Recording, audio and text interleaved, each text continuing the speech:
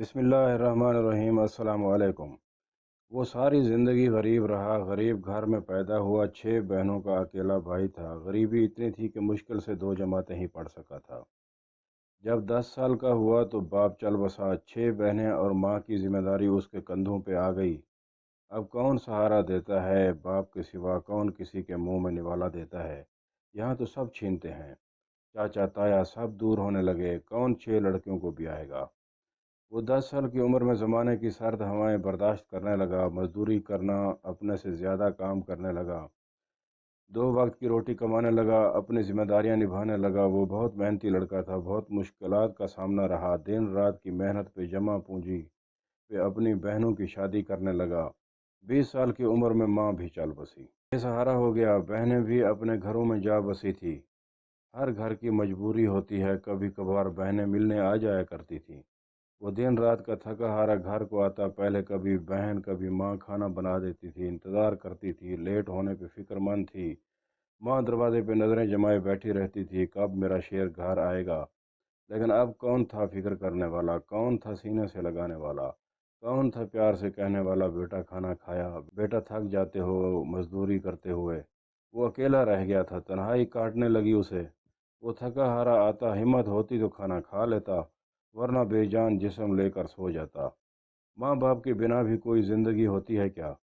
گھر کی حالت بہت بری تھی، کپڑے بکھرے ہوئے، صفائی کی تو ٹھیک، ورنہ کون آتا تھا اس کے کچے مکان میں؟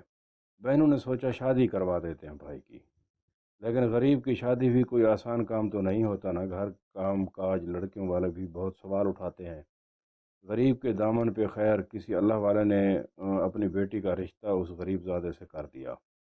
بیوی گھر آ گئی تو اس کا کچا مکان جنت میں بدل گیا۔ وہ ٹائم پہ گھر آنے لگا، گھر سے خوشبو آنے لگی۔ وہ بیوی بھی جیسے کوئی حور تھی، کچے مکان کو جنت میں بدل دیا اس نے۔ یہ جو بیویاں ہوتی ہیں نا، یہ حوروں سے کہیں بہت زیادہ اچھی ہوتی ہیں۔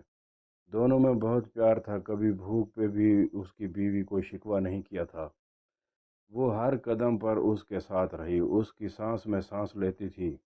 وقت گزرتا گیا، خدا نے ان کو بیٹا دیا، بہت خوشیاں منائی گئیں۔ اس نے اپنے 3 مہینے کی کمائی لگا کر بیٹے کی پیدائش کی خوشی منائی۔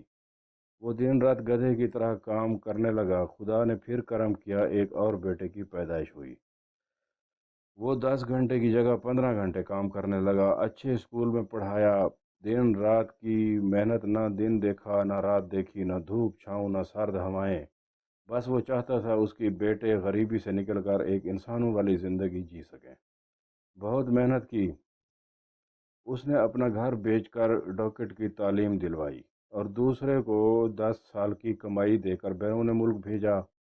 وقت کا تماشا تھا، وقت سکون آ گیا تو اس کی بیوی کو موت نے آن گھیرا۔ 40 سال تک کا سفر نبھانے والی، 40 سال سانس میں سانس لینے والی، دکھ سکھ کی ساتھی، ہر غم کو چھپانے والی، گھر جنت بنانے والی، جس کے بنا وہ اب زندگی کا تصور بھی نہیں کر سکتا تھا، وہ ایک پل بھی نہ لگا اور بچھڑ گئی۔ وہ 60 سال کی عمر میں پہنچ چکا تھا۔ بیوی کے دکھ نے اسے اس قدر توڑا تھا کہ اب خاموش سا رہنے لگا تھا۔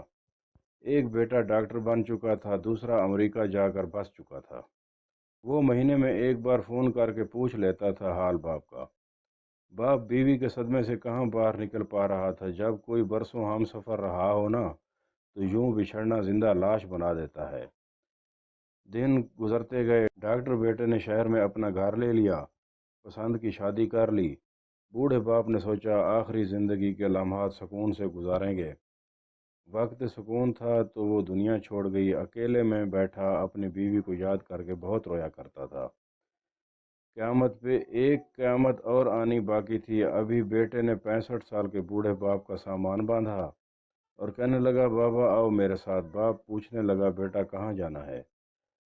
شہر میں اپنے گھر میں رہ تو رہے ہیں، میرا سامان کیوں باندھا ہے تم نے؟ بیٹا کہنے لگا بابا آپ کار میں بیٹھیں سب بتاتا ہوں۔ بوڑھا کھانستے ہوئے کار میں بیٹھا اور لڑکا روڈ پہ گاڑی سپیڈ سے چلانے لگا۔ آدھے گھنٹے کے بعد ایک بڑی سی عمارت کے سامنے گاڑی روکی اور باپ کا سامان ایک آدمی کو دیا، کہا اندر لے جاؤ، اور بوڑھے باپ کا ہاتھ پکڑا جو کانپ رہا تھا۔ کہنے لگا بابا آپ کی بہو اور میں हम दोनों ऑस्ट्रेलिया जा रहे हैं, इसलिए आप अकेले घर में कैसे रहते? आप कुछ दिन यहाँ ओल्ड सेंटर रहेंगे। अब बेटा यहाँ क्यों बाबा, यहाँ यहाँ आपकी सब बहुत अच्छे से देखभाल करेंगे। बाप को छोड़कर वहाँ वो चला गया। बूढ़ा बाप समझ गया था अब उसके साथ क्या होने वाला है। सारी जिंदगी का बोझ लेकर, अपना घर बेचकर, जिंदगी भर का सफ़र कांटों पे चलकर, दिन रात की भूख प्यास, गधे की तरह काम करना, सब उसकी नज़रों में से एक पल में गुजर जाता था। बेटे 6-6 महीने तक हाल तक न पूछने आते।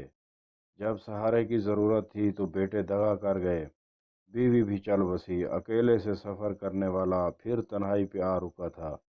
सोचता था बेटे जवान होंगे, मेरा सहारा बनेंगे, मैं भी अपनी ज़ख्मी रूह को चैन की सांसें दूंगा।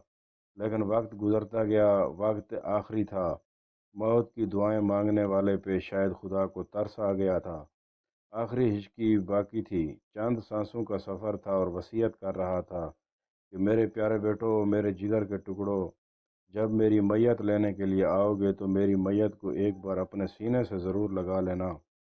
बहुत थकन है, मेरी रूह में बहुत दर्द भरा सफ़र तय किया है मैंने। मेरे बच्चों, मैं तुम्हारा बाप हूँ, बद्दुआ नहीं दे सकता, लेकिन मेरे बच्चों, बाप के साथ ऐसा नहीं करते। मुझे नहीं याद कि तुम्हारी माँ के जाने के बाद कभी ठीक से सोया हूँ, कभी पेट भर के खाना खाया हो। बेटा यहाँ तुम लोग छोड़कर गए थे ना मुझे। यहाँ कोई हमें नहीं पूछता था, खाना खाया। हम बीमार हों तो एक कोने में पड़े मौत की दुआ मांगा करते थे। बेटा एक और बात, मेरी मैयत को यहाँ से ही गुस्ल देकर कब्रिस्तान ले जाना और मेरे मरने के बाद तरह तरह के खाने बनाकर लोगों में ना बांटना। मेरी कोई तस्वीर भी घर में ना सजाना, वरना तुम्हारे घर की दीवारें भी तुम लोगों को माफ़ नहीं करेंगी। बेटा ये 105 रुपये और कुछ सिक्के हैं। सुना है अल्लाह ने तुमको बेटी दी है। ये मेरे 105 का कुछ मेरी पोती को लेकर दे देना। की तरह बहुत प्यारी होगी ना। और हाँ, आज एक दुख रह गया खुदा से मुझे। मैं इतनी गरीबी और मुफलसी में जी रहा था। बहुत खुश था। काश मैं बे औलाद होता। कम से कम अपने घर की दहलीज पे अपनी सांसें गुजारता, ना कि इस ओल्ड होम सेंटर में। ये अल्फाज थे कि बूढ़ा बाप हिचकी लगी और अजाब से निकलकर जन्नत रवाना हो गया। और टांग पे बांधा हुआ फटा सा कपड़ा उसके दर्द की गवाही दे रहा था।